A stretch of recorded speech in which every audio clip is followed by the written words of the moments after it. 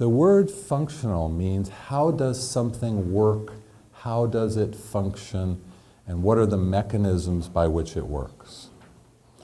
Now that definition applies very much to our lens that we have about how to think about a family. As I spent considerable time yesterday, one of the things I suggested to you is there are two ways to think about a family.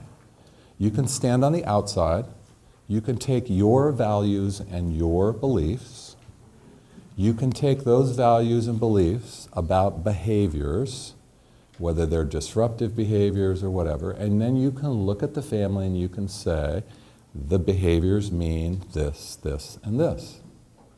Remember I suggested to you that's an outside-in view. Now there's another way to go about this, and this is what we call a functional way of understanding a family. And that is our notion of looking from the inside out. So rather than giving each behavior a universal meaning, for example, anger, rather than giving anger a universal meaning, our notion is you need to look at how the behavior functions, how it works in that unit and in those relationships.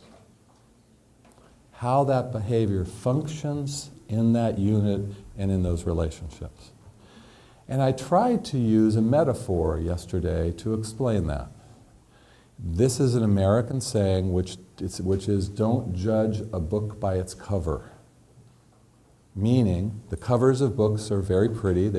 They make book covers so that you'll buy the book. Usually they put something very colorful and interesting on the outside of the book. And rarely does it have anything to do with what the book is about. The same thing with people. The same thing with the youth that we deal with. On the outside, the cover of their book looks a particular way. Now, we have two choices with that. You can take the outside-in approach and say, that behavior means, or you can take our functional approach and say, how does that behavior work in that family? In other words, how is it that once you get beyond the behavior, what's behind the behavior? What's inside the book, so to speak? And you saw on the videotape yesterday that that was part of what we tried to do. I gave you two examples. One example I gave you is I showed the boy yelling, and then I showed you the mother describing the history. When you look at the yelling, it's very easy to say bad behavior, etc., hurt kid, etc. When you listen to the mother's description of the history, which would be 7 years of this boy having mental health problems, and when you look at his drug use history, and suddenly you realize that while it is illegal and not good for him, because it puts him with bad peers and in a bad part of the culture, it in a funny way helped him. It was the thing that helped him with his anxiety. And so it's an interesting way of looking at his behavior, and you get a different picture when you look beyond the cover. Or you get a different picture when you look at how the behavior functions, not just in him, but between him and his parents in a multi-systemic system. So functioning means one thing for us in terms of how to understand the behavior of families. But there is another meaning of function also, and that has to do with the therapy. Functional family therapy is a therapy that is practical. Despite the theoretical things that I told you yesterday, functional family therapy does not have rules. It has principles. Functional family therapy it has a lens and a map, but it does not mean you have to go to take the journey exactly the same way each time. Now what that means is that the therapy is also, by its very nature, functional. Let me give you an example. When we work, when Astrid works and Astrid supervises and we watch practice, frequently therapists will tell us, was that right? Was that the correct thing to say and the correct thing to do? And you know what our answer is? Let's look at how it worked. Did it work to accomplish the goals that you had in mind? So our answer is there's not one way to do functional family therapy. You have to do the map. You have to think through the lens. But there are many different styles. There are many different voices that therapists have to do functional family therapy. So in a sense, the other meaning of functional has to do with the therapy. It is a principle that says, if it works to accomplish the goals that you have, meaning, if it functions to get you to your endpoint, then it's great. This is not a therapy that tells you exactly what to say and exactly how to act.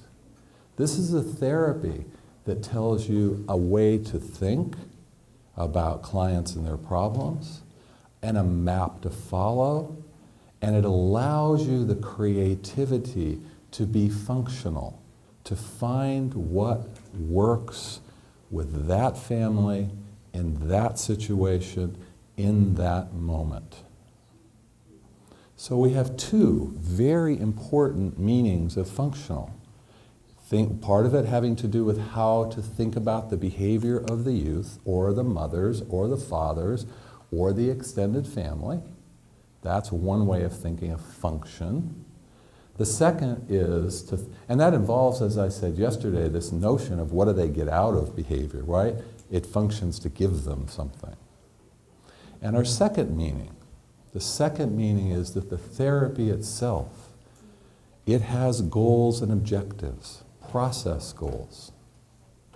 But those process goals are reached and they're judged by if they work, which is another way of thinking of the meaning of functional. Does it function, does your behavior as a therapist function to get you to where you're going with the client? So, as you can see, a simple word is a core primary principle of this model. And it represents in many ways what I think is the the very special and unique part of this evidence-based treatment. While it's evidence-based, while it is structured, it is flexible and client-centered, and it requires you to be creative and artful. And it requires you to think about what works to get me there. Now, yesterday in the videotape with the mother that you saw, the one who's a lawyer and teaches communication skills, which is a little surprising given how she communicates, but that's a different question. With her, my behavior, how I had to act, I had to think what will work with her in this moment, what will work with her in this moment to accomplish what I need to get done so that we can move on successfully in therapy. I took a functional look at what I tried to do. Our view, because we're functional in nature, our view it's the responsibility of the therapist to change to match the family, not the family's responsibility to adjust to us. Now that puts enormous responsibility on you as a therapist. It also means that we're doing the right thing for the people that come to help us. So it is a very functional approach. The one other thing I want to say about that is, as you watched yesterday, my guess is you watched and said, I would never do that. I couldn't do that that way. That's not me. And one of the things that I like most about functional family therapy is there's no one way to do it. There's no one voice. There's no one single pathway. All we've done is set goals and objectives along the change process. And then we say, find your way with your voice and your style, as long as you look through the lens and meet those milestones. I think that that's a very nice way of adapting not just to the client, but adapting to the differences in therapists with different styles. Astrid does FFT differently than I, and we both do FFT. I have students that are very quiet. They do FFT differently than myself. So FFT can be done in your style, and it only requires for you to look through the lens, follow the map, and rely on your creativity to move through what's in front of you to get that accomplished. Functions, functional, the core and the essence of this approach. The theory came from where every theory comes from. We have ideas, we try ideas. Theories are just ideas. There's nothing more to them than an idea. And so we have theories that are ideas and we try. And after a while, we get new ideas. And it's a bit like you and your children. You know, they're like you, but they're not. They're different. Their children will be like you and like them, but they'll be different. And every new generation of ideas is a bit different. So we took pieces, common pieces, from some of the most popular family therapy approaches in the late 1960s, initially. Those were systems thinking, and systems thinking comes from actually the late 1950s, and it comes from an interesting place, from anthropologists, mathematicians, engineers. That's where those ideas came from outside of us, not from us. Remember I said sometimes it's better when you're on the outside, you can see something that we can't see. And that was a case in point. Once you have those system ideas, there were some people that came along and turned it into the first generation of theories. Sal Minuchin in structural family therapy, Murray Bowen and a multi-generational approach, Jay Haley and whatever it was that he did as a strategic approach. He wasn't even sure all the time, but it was very provocative. And those ideas then became the children of systems thinking. Yeah, but once they grew up and went beyond being a child, they became adults, and someone came along and they had their own children, which is a second generation of theories. FFT is one of those second generation family therapy theories. And if you look in the Handbook of Family Therapy, the second edition, you will see FFT described as a systemic behavioral approach. I'm not even sure what that means, but at the time, those were the words we knew to use. What's very nice about FFT is we've had multiple generations of FFT because we believe so strongly that ideas should grow and change and develop with the context and the time. Yesterday I spoke to you about risk and protective factors. That idea was not originally part of FFT because the notion of risk and protective factors is merely a decade old. The ideas of blame and negativity were not part of the original FFT theory. The first FFT model had two phases, therapy and education. Those were the phases. Here's what we thought originally.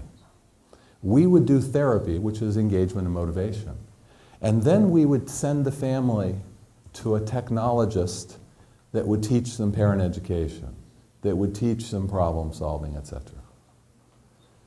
Then we learned something. Those behavioral skills can't be taught in a curricular way. They are therapeutic also and have to be fit to the family. So the 2 stages suddenly became 7 in the second iteration of FFT, 7 different stages. In a 3rd generation, there were 4 phases.